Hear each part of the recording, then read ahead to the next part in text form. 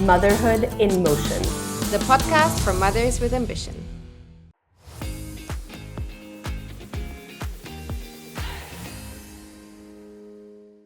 Welcome, Ashleigh, co-founder of Baby Expo. We are thrilled to have you on Mother in Motion here today. Motherhood is rarely linear. We know that careers shift, families relocate, ambition evolves. Motherhood in Motion really explores these upshifts and downshifts in these moments of movement between roles, identities, systems, and geographies. As mothers move across seasons of life, work, care, systems, and geographies, ambition is frequently recalibrated. Contrary to popular belief, we know that motherhood after ambition does not halt. In fact, it's recalibrated and in many situations becomes even more purpose-driven. We have spoken to many incredible women who are founders, like Ashleigh, who have taken personal friction points that they have faced and channeled that into creating solutions for other women to help families across the board. So we are thrilled to hear more about Ashleigh's journey today. Welcome, everyone. We are so excited to have our next episode of Motherhood in Motion, the podcast for mothers with ambition, with Ashleigh, the co-founder of Baby Expo.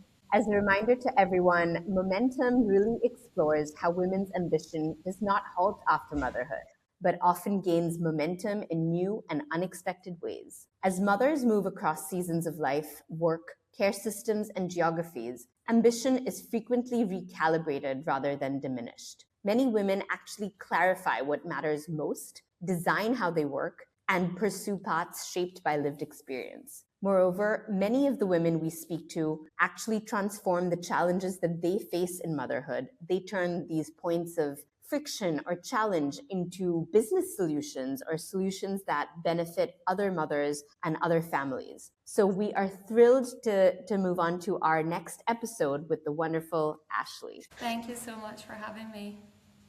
Lovely to have you, Ashleigh. Thanks so much. It's like what Anushka just said, we want to really kind of lift up women and show all the different stories of women that show that ambition doesn't stop after motherhood, but actually alters and expands. And I think you're an incredible example for that.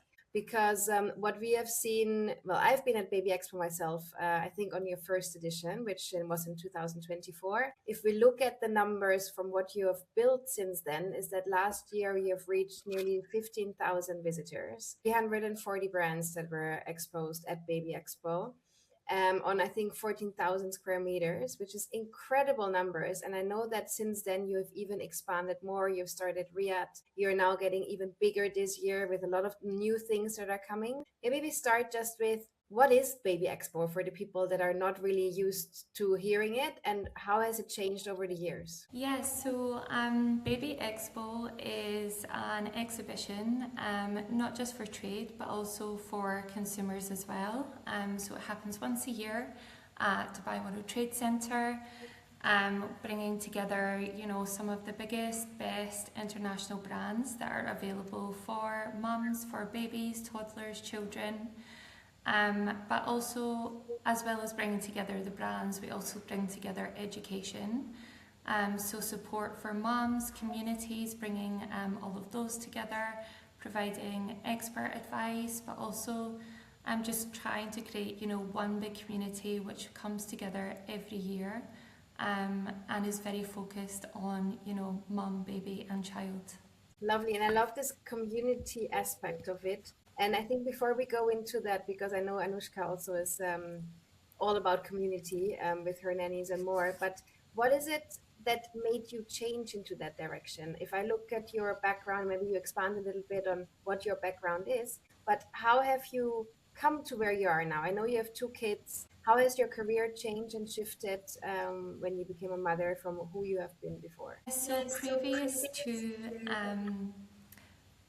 being at Baby and Kids Expo, I had a much more kind of corporate facing background. I was doing a lot of travelling. When I had my first little girl, I was living back in the UK, had my parents around the corner, which was obviously a huge support network for me, which really helped with being able to travel, with being able to work, kind of having that support on our doorstep. When I was expecting my second baby, my husband got a secondment, which involved moving back to Dubai. Just in line with kind of moving, I then went on maternity leave, and my company that I was working for back in the UK didn't have a kind of head office or quarters out here that I could work from. So it kind of presented that opportunity either to look for something which was similar to what I'd been doing before, which was kind of marketing, communications, internal and external, or look for something else. And after having my little boy here in Dubai, I realised that there was quite a lot of brands that I think when you have a baby, you kind of turn to family or friends that already have children, and you're asking their recommendations. What pram did you use? What bottles did you use? Everything you're seeking any level of support that you can get. And I'd noticed that a lot of the brands or a lot of the products that my family and friends had recommended or that I was familiar with from my first little kiddo weren't actually very accessible out here, or it was long delivery times to get them because they're being shipped from internationally.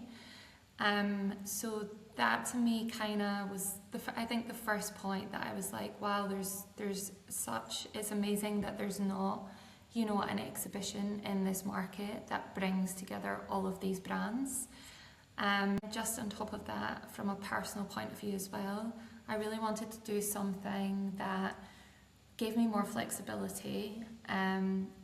Starting up my own thing, I felt would give me that flexibility, and would enable me to spend more time with my children, have more time to do the drop-offs in the morning, pick them up from nursery, be around for those key events that I felt when I was in a corporate role, it was very difficult to try and juggle those things. So that's where the idea, both from kind of feeling that there was a huge gap in the market, but also from my personal circumstances completely changing as well. I love that. I think especially what you said about, of course, the key gap of having the brands that we recognize or have grown accustomed to utilizing in other parts of the world, and then coming here and having challenges accessing them. I think that's such a key challenge we all face as moms and people living here in general. But the second point too that you mentioned about recommendations. I know that I am part of 10 different moms groups, and that is exactly what it's filled with. So I really appreciated last year at Baby Expo, it was the first time Nannies and More was a part of it, when you actually had the awards ceremony. Side note, we were awarded Best Childcare Supplier. Thank you for that. That was unexpected. But the larger point here is I think you all did such a great job of having the community vote on, best pram, best pediatrician, best midwife, best classes for moms and babies. I think those kinds of, recommendations are so helpful. I think every industry has them, whether you think about food or hotel or schools, but I think that was such a missing gap in Dubai. So I think that was really a helpful thing that you all have started, and I think presents kind of the gold standard that parents can really turn to for, valued, trusted recommendations. So I think that's really awesome. I think, people, regardless of where you've come from in the world, everyone has different tips, tricks, old maids' tales that their families have used, and bringing them all together, in living in a place like Dubai where you've got so many different people from all around the world is amazing. And being able to share those tips, things that you've never heard before, like my baby's got colic, or I'm struggling with skin, or there's so many different things, and every child is completely different. And being able to come together as part of these communities or as part of an event like Baby and Kids Expo, it gives people the opportunity to share those tips, to try new things, to find out why people using a certain brand, why they favour that. So it's just a platform that for me, definitely personally, I hope will be helpful to parents and something that parents look forward to every year. Awesome.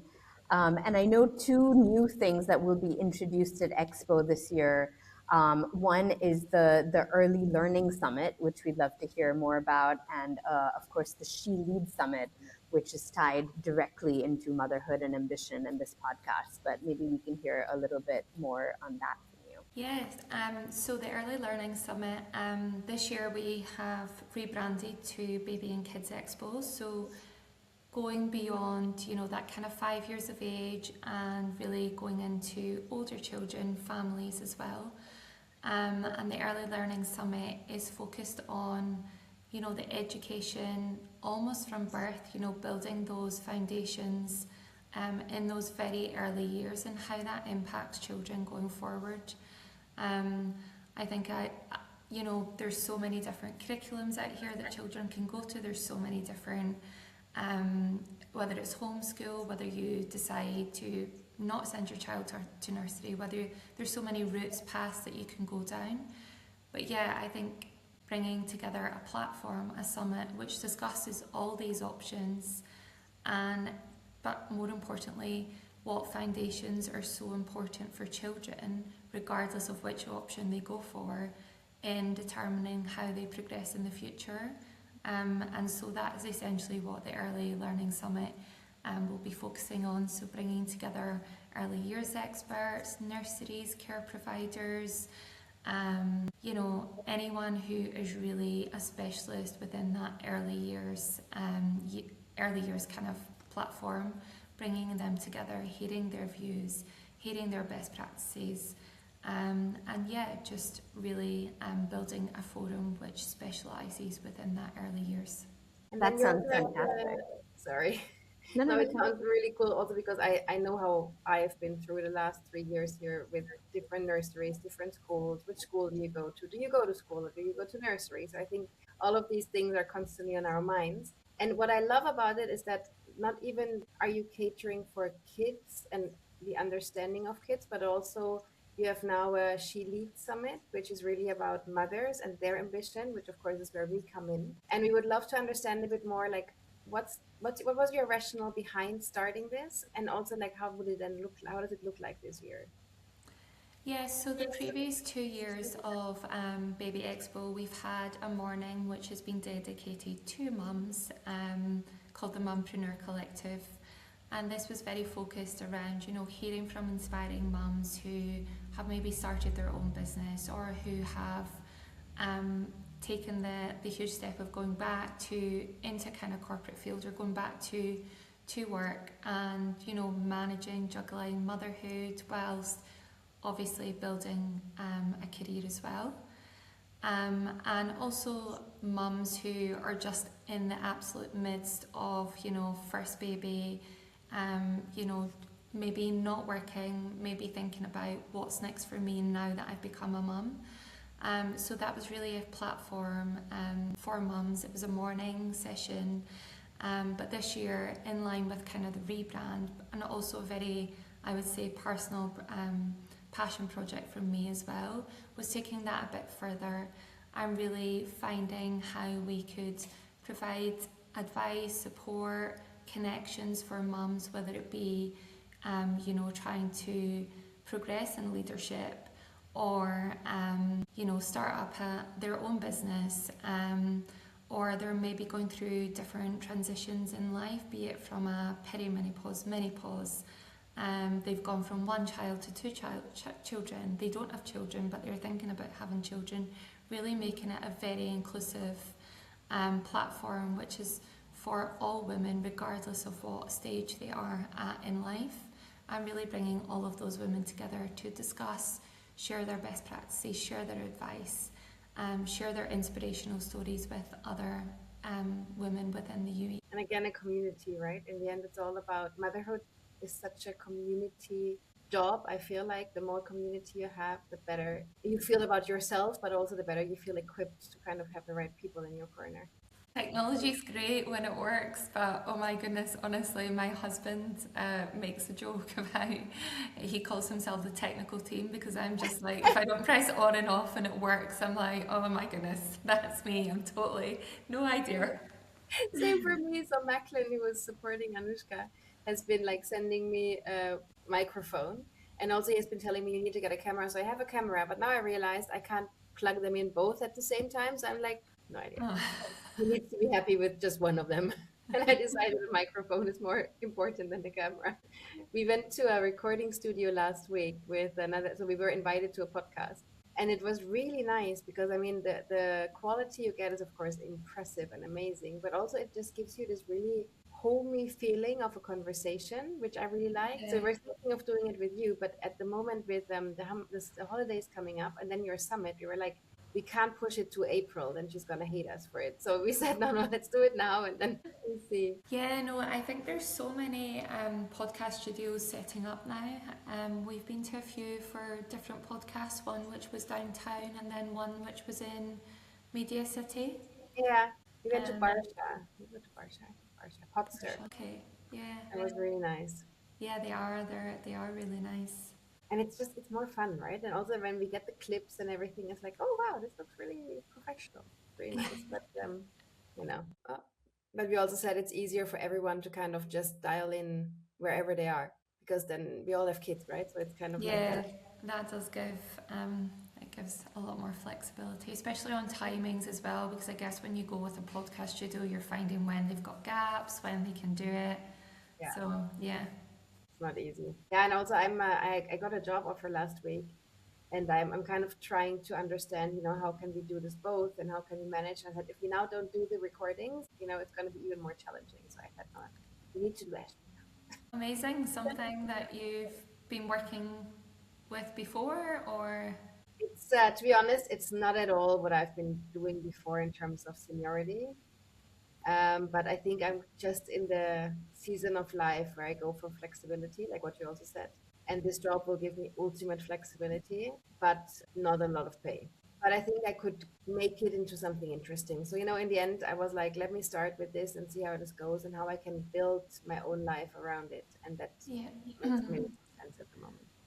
Sometimes I think if you are kind of transitioning into something else, it's almost about you have to almost maybe take a bit of a cut back on the position or a cut back in terms of money. But if you see an overall, the bigger picture and something that you can build, then sometimes it's worth doing that. Yeah, that's what I think. So we'll see. But I don't want to stop the podcast. I don't want to stop the newsletter. Like there are some things that we have built this now, and I kind of feel there's a momentum happening, and that's why it's probably a good thing. It's completely flexible. Like I can even travel to Europe and work from there, and so it's Oh, really amazing. it's nice. Yeah. Yeah, that's one thing I love about this. Like in summer, I always go home for the summer, get the children out of the heat. And yeah, not many positions give that much kind of flexibility. So No. yeah, even although now we're entering a super busy period where I feel like I almost don't see my children as much as what I'd initially hoped to by starting something on my own. I know when I come out the other side of that, there's going to be like 4 months where I've got so much more time with them, which is great. That was actually my next question. I'm gonna come back to that. Are we ready, Anushka? Can I ask you? Yes. And I think this is the essence of, what I was thinking too. So that's perfect. We can probably still use what was happening without me. Not that much, I think.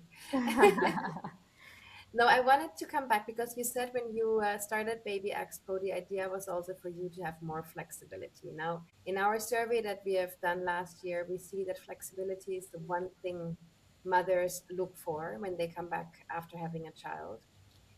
And I know that being an entrepreneur always sounds very flexible, and I can have a lot of time for my children, and it's all a bit easier. But the question is, how much is it really? And I think you just mentioned it's also a season. It depends on the season in the year. It depends probably also on the season you're in, whether the kids are sick or how old the kids are. But maybe take us a bit through on where does that dream from you want more flexibility, where did that go and where is it now, and how are you adjusting to all the things that life has to offer? in terms of challenges and nice things as well?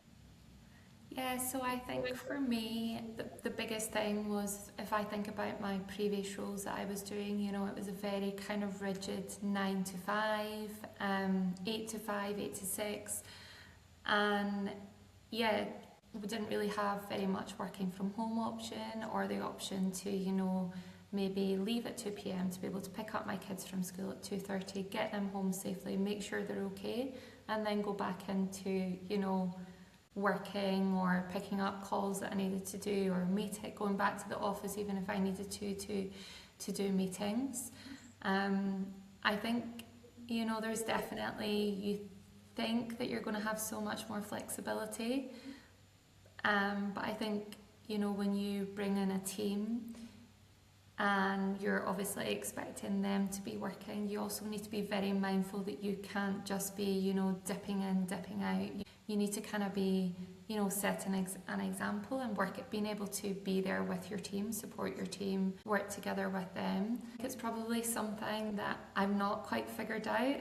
I think there's times throughout the year where I think it is amazing, and I do try to always go home in the summer months when my children are off school, get them away from the heat for a little bit. And yeah, thankfully my parents are very kind enough to help with child support and enables me to be able to work, because my husband, unfortunately with his role, just wouldn't be able to commit to a full summer at home, but he'll travel back and forward. But I have the support of my parents, which enables me to work as well, but also enables me some time away from when we don't have an exhibition just building up. But yeah, I think it's something that I definitely haven't mastered. I don't know if I ever will master it. I think there's times of the year where I feel like I'm good at it, and then there's other times that, when we're leading up to an event that it is really long hours. I definitely don't spend as much time with my children as I would like or would hope to. But I guess nothing is ever the perfect scenario. There's always going to be peaks and troughs. There's always going to be lows, highs. And yeah, it's just about trying to find the balance that you feel works for you. That's great. I have about 10 follow-up questions from what you just said. But I think, one thing that I have to ask, so Ashleigh, you really embody for us the type of person that we set out to interview through these podcasts. We talk so much about motherhood in motion, whether it's across, seasonality of work, whether it's across geographies, whether it's across care systems, going back between Scotland and Dubai. I face this a lot in my own journey as a founder and a mother. So what are those key factors that you allow the shifting for when you are shifting between seasons, versus what are things that you always want to ensure are non-negotiables that don't change? I would love to hear your perspective on that. You spoke about, your parents being key to the childcare infrastructure. We heard from our respondents from our Motherhood and Ambition survey, 85% of the women who said that their ambition increased or stayed the same after motherhood were also the ones who were satisfied with their childcare. So any deeper insights from you about, non-negotiables that have to remain the same versus others you are more fluid and flexible? So I think when I became a mum, how I seen my career, what I kind of wanted completely changed. There's so many things that you, before becoming a mum, that you don't think about. You get up, you go to work, you go to the gym, you see friends, you socialise at the weekend, and you can be very selfish, and you can, you're kind of planning your own calendar, but you, as much as you might take family and friends into consideration, you don't have someone who relies on you solely. And so, things did change in terms of work life, in terms of what was important to me, in terms of, things that were a very firm no for me, that, putting kind of my needs and my children's needs first. I think in terms of work as well, there's things for me, timings of the day for me, for instance, that I have to be there for them, and work just has to kind of, be built around that. Like dropping them off to school. Like I love that every morning. I love being here with them, getting them ready, chatting to them in the morning, speaking to them about their day. And just making sure they've got to school, got to nursery, they're safe, they're happy, they're set up for the day. And then I go straight to work, and I have that time to, really focus on work. And throughout the week, I always try to have at least 2 days of the week where I'll pick them up from school. My husband also does that as well, and then thankfully we have an amazing nanny as well who helps on that other day. But for us, being home for dinner, bath and bed are essential. I will always pick up, maybe once the kids have gone to bed at night, be on my laptop, or I'll pick things up, or I'll kind of plan for the next day. But having those hours of, dinner, bath, bed, chatting to them, finding out about their day, playing with them, helping them with homework, just being able to spend, quality time with them before they go to bed, and being the person that puts them to bed every night. I love that time with my children. I love reading them a bedtime story. My little girl's just started kind of reading on her own now. So we get to bed and she reads to me, then I read her a book, and then she now has decided that she must read again. Having those routines are so important to me, and those are things that I never want to lose or never want to not have the time to do. So it's about, finding time to be able to do both things, but also having things within my day that, they're time for me and for my children. My children are at school and nursery. I can be completely dedicated and focused on work, or when my children are in bed at night, I'm more than happy to be picking up on emails and working on things that I maybe didn't get the chance to do. So I think just because you want to divide up your day to make time for being a mum, but also make time for working as well, it doesn't mean you don't work as hard as other people. You almost just try to work quicker, faster. You're more focused within those hours because your time is limited. I definitely think it's made me be able to focus more in certain hours throughout the day. But also learning to switch off when I've got those hours with my children. That's so funny. This is exactly what Constance and I were reflecting on this morning, about how sometimes we are so much more productive than we might have been prior to being mothers during those certain hours, because there's so much else we want to do and need to do. I love that, you connected this back to your values about the bedtime, the drop-offs. I think, that's so aligned. And it's about alignment, right? It's about aligning your professional goals with your family goals and knowing what's important to you at the end of the day. Yeah, for sure. Maybe to add on that, because you mentioned you have, you and your husband are quite a good team. You have a nanny that is supporting.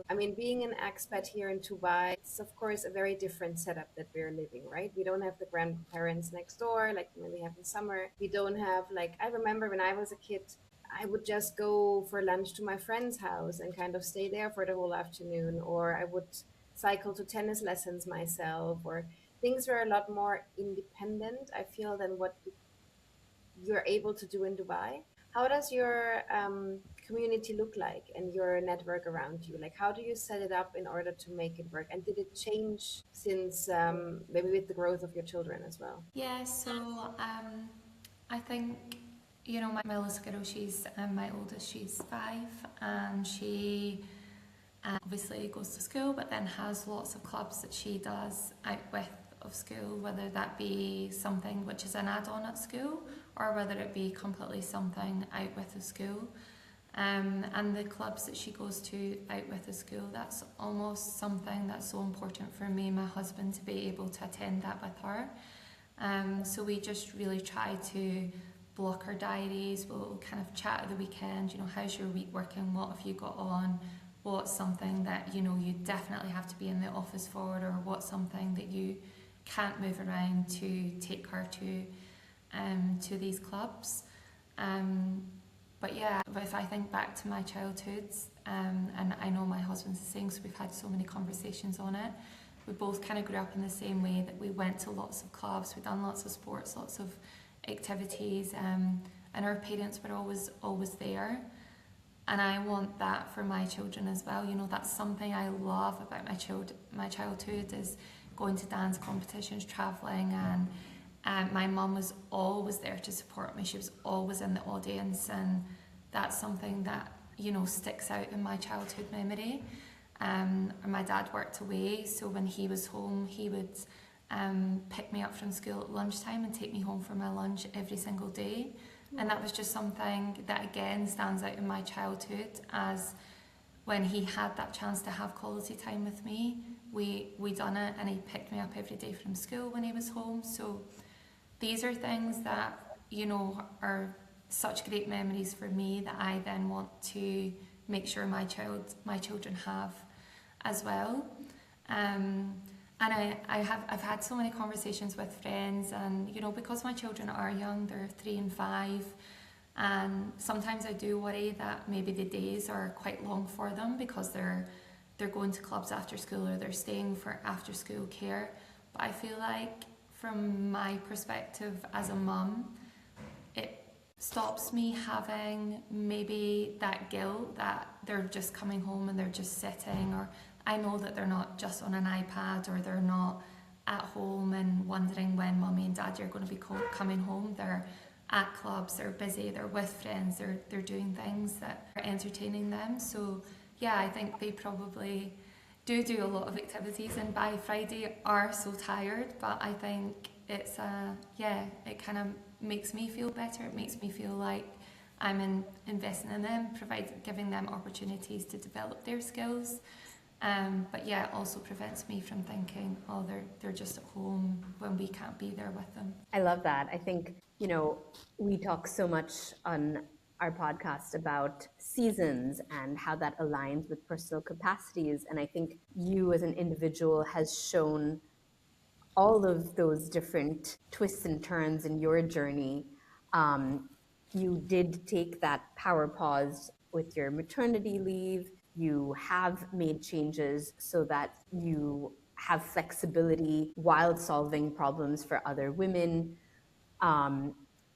And, you know, I think you continue to adapt based on the season that you currently are in and the age of your children. Do you have any advice for other moms who, you know, are at that difficult stage of, you know, wanting to take that next step, whether it is taking a power pause to reflect on what they need, or jumping back into corporate because they want the financial freedom and the agency for their families and their personal lives? What advice would you have for a mom in that position? I think you know, everyone's situation, everyone's setup is completely different, and I think now with things like social media, it's very easy to compare yourself, or to, you know, kind of go down that rabbit hole of, oh, people do things like this, and I should maybe do things like that. And I actually read a really interesting article last night, and it was about, you know, entrepreneurs that have, you know, some of the most successful entrepreneurs in the world, or, you know, celebrities, or very high profile people. You know, it's very easy to compare yourself to these people and think that, you know, that's the only way to do things. But in actual fact, every single person's situation is completely different. Their set up at home is different. Their goals are different. You know, you might have the same goal to grow and scale a business, but the steps that you have and the period of time that you want to do that, or the aim of the business, or is always completely different. There's nothing that's ever the same, and it's almost about, you know, finding out what's really important for you. If it's going back to a job that you've done before, you know, what's that going to look like? You know, is it that you want to go back because you do want that financial independence, and you want to progress within that role to kind of take your career to the maximum that you can get to? Or is it that you want to set up something on your own that aligns more with, finding time to be a mum as well? So I think it's just about really finding out what's important to you, what your own personal goals are, how you can make that work within the setting that you have at home, the support that you have. And just really, I always think backing yourself, supporting yourself, and knowing that, someone that maybe does something slightly different doesn't make them more successful or a better mum, or they're just different. And, everyone's allowed to be different. Everyone can be successful. Everyone's a great mum. Every morning you get up, you get your kids ready, you get them to school, or you take them to nursery, you do whatever you do. Everyone's just doing their best to give their best. And so I think sometimes just maybe taking a step back and actually thinking, what is it that you actually want, rather than something that you might perceive as the right thing to do. I've been writing about this in my newsletter, Both And, because Both And is all about motherhood and ambition and kind of how to bring it together. And I'm personally someone who I've not believed in goals that much. I was always someone who really went with the flow, and somehow everything came to me, right? And it was very easy. Like the next job came, the next promotion came. Everything just was in a flow until I became a mother, where I realized you need to be so much more intentional with everything you do, with your time, with the things you're working on, with the time with your child. Like everything needs to be a lot more intentional. So I've started to kind of create goals for myself, and trying to encompass the both and principle, that it's not only goals for professional success or professional ambition, but ambition on everything in my life. And that could be my strength training, that could be time with my son, that I pick him up every Friday and then we go for lunch. Or there's like these little things which are important for me, that on top of the professional goals, I want to kind of I've literally created an Excel file now to track where I am in these topics. Now that you've created something really big, you've grown enormously in the last 3 years. How do you track or see your goals? Is there something that you're looking towards that is a big dream goal for you professionally, but also privately, where you're going to go to in the next years? I think over the last few years, I think one of the biggest things that me and my husband speak about is doing things as a family more. I think when you are an expat, we're so very lucky that we have lots of friends and family that always come over and visit us. And then obviously I've mentioned in the summer we go back to Scotland, but we've not really, and since we've had our son, we've never had a holiday just the four of us. We've always been with people, or we've always been, we've had so many weddings and just different things, and we've never really kind of said, okay, wait a minute, this is, we need a holiday just the four of us, or we need some time. And we were actually away in November, Riyadh, and I would say it was the first time since launching that I properly took a holiday, and I wasn't really responsive. It was a 9-hour time difference, so I think that definitely forced my arm a little bit. But when I reflect on how impactful that holiday was on my children, it was Disney that we went to, and as much as Disney has had such a massive impact on them, I don't think I think it could have been anywhere, honestly. It was about spending time with us and the things that we done as a family that they constantly speak about and they constantly ask to do again. And so that's made me really mindful that we've probably not done enough of that, and that's something that for me as a personal thing moving forward is really blocking out time throughout the year to be, this is time for us as a family. Because I think those moments in time are going to be things that my children look back on and they really remember, and I want them to have those times that were really happy occasions, that were mum and dad were completely devoted to spending every moment with them. We were spending time. We weren't on our phones. We weren't replying to emails. We weren't picking up a call. We were just, mummy and daddy. And yeah, so I think that's definitely something from a personal point of view is, being a bit more selfish with our time and creating time as a family, just the four of us sometimes. Michelle Obama said that put your personal time in your agenda first, because then it's blocked and it's kind of there. Yeah, it's so true. So otherwise, if you don't put it there, you're almost just trying to find the time to actually do it, and then sometimes that just becomes impossible.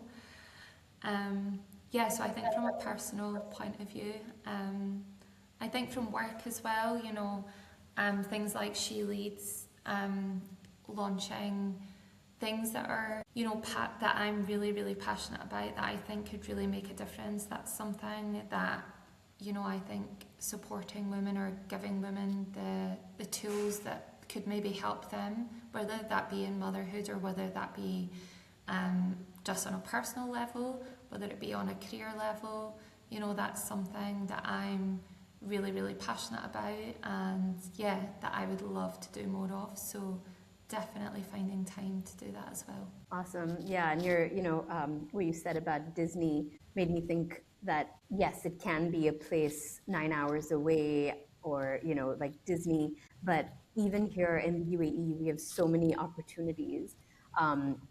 I have 3 little kids, so it's harder to do more activities, but we still, thanks to my parents and a lot of the wonderful nannies and other support we do try. And something we finally did recently was just a long weekend in Abu Dhabi. Not even a long weekend, one night in Abu Dhabi, and the kids loved it so much. Every time someone's having a hard time, they want to see a video of the penguins that we saw at SeaWorld. And my not even 2-year-olds will say, want to go again, want to go again. It's crazy. They really can express themselves when it's something they really want. And I think, like you said so eloquently, I think just really creating those moments where it's just the family, just us, just connecting, nothing else going on is just so crucial. Yeah, honestly, so my little boy was just, when we come home, obsessed with looking at the pictures over and over and over again. So obviously they were on mine and my husband's phone, so I actually got quite a lot of them printed out, and quite often I'll just find him sitting flicking through the pictures, and it kind of made me realise, things that are so special is for them is spending time with us and just doing things with us. It doesn't need to be anything grand, it's just about having that time, and I think because we were away on holiday, obviously kind of forced us to not be on our phones or working as much, but I think it's actually been a bit of a lesson for us going forward about, even if we are just here, even if we're just at home, even if we're having a weekend that we're not really doing anything, it's just about not having our phones there all the time, not being distracted, just actually spending time with them and doing things that they maybe want us to do, or just taking those slower moments and enjoying them. Absolutely. I think this has been such a fantastic conversation. Maybe a last question for you. You have been such an incredible ecosystem builder for parenthood in the UAE. And I say this as someone who also very intentionally has been working on doing this. What is next for you? What do you see as the next big step in filling gaps or really creating that intentional ecosystem for early parenthood in the UAE? Yeah, so I think this year we've obviously rebranded, and I think that was through seeing the growth of Baby Expo in such a short period of time, and realising that there's so much more to it in terms of families, older children, bringing everyone all together. It doesn't just need to stop when your child kind of reaches that 5 years of age. It's almost creating a community, a platform, an event, a space that all families can come to, they can enjoy, and finding different elements that, you know, that parents or that businesses are you know, looking for some advice or some support on, or for a platform to showcase and help them grow, help them extend their reach. So yeah, really looking for areas, which is why I think, you know, we have launched the Early Learning Summit, because we really kind of noticed a gap within that area. And after speaking to so many different experts that are going to come on board as speakers at the event, you know, is something that each and every one of us has said is, you know, this is an amazing forum, and, you know, it's something that's really needed.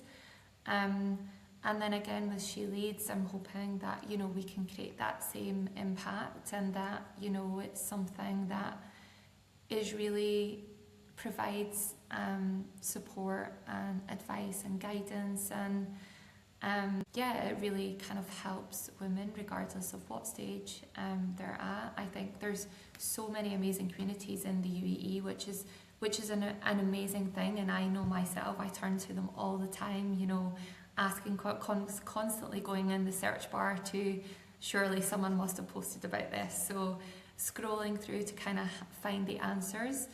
But with She Leads, I'm hoping that it maybe takes that search bar maybe a little more further forward, is in this essence that it's given women actionable advice, that they can actually feel like they've left Expo and they have maybe a journey in their mind, or a few steps in their mind that they're going to take as a result of hearing the sessions at Baby Expo. So yeah, I really hope it's going to be something that's impactful, and that women feel like, oh my goodness, wow, that was amazing. I'm now going to do these few key things as a result, or I've met someone who I really feel can help and support me in making and taking those next steps. Perfect. That all sounds very exciting, and Constantia and I are definitely looking forward to being a part of it, a part of the She Leads Summit panel, and Nannies and More, of course, will be there as well. So very excited about it. We are. I think this has been such an interesting conversation about, you know, the importance of filling gaps that we feel are relevant and that maybe someone has overlooked, because it's something sometimes that really happens. There are still really a lot of gaps out there. And for us, the communities and the bringing it together into one space is so important. And I remember I actually went to Baby Expo my first year in Dubai because I didn't know where to get things, and I didn't know anyone. And I was like, oh, let me just see like what I can find there. And it helped me a lot to just meet people, but also to just see what kind of brands are out here and how can I find the information I'm looking for. So thanks a lot for creating this space and for all the things you're doing for mothers with ambition, because I feel also if you are a mother with ambition, having everything in one place is so helpful. You don't have to look everywhere. It's just like an easy one-stop shop kind of, I can find all kind of things there. And thanks for your openness about how you are dealing with it as a mother. And this is really what this podcast is about. We want to highlight women that look like they have it all and maybe have it all, but also show like it's not always all. It's also like a dialing up, dialing down, trying to make it work in different seasons of life and motherhood and age of the children. And it's an amazing example of how this can work. Thanks so much, Ashleigh, for coming and sharing this with us. No, thank you so much for having me. I've really enjoyed it, and really looking forward to having you both at Baby and Kids Expo this year. Thank you so much. We can't wait. Motherhood in Motion, the podcast for mothers with ambition.